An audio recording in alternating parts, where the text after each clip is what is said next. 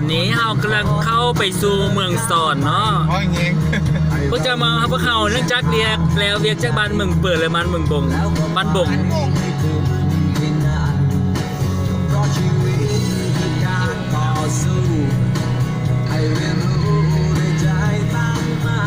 จักมืดเด้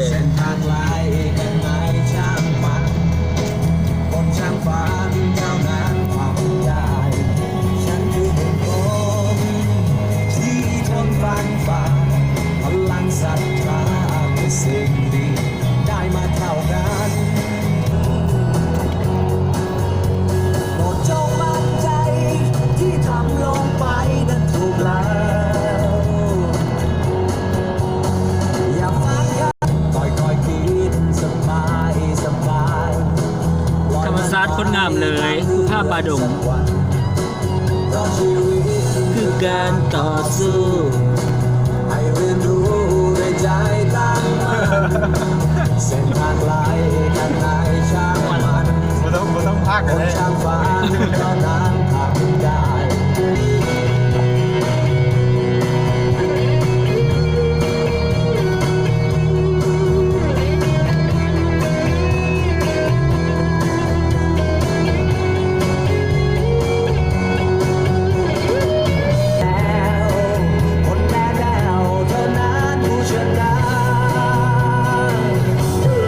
ขอเพียงแค่ฝันให้ไกล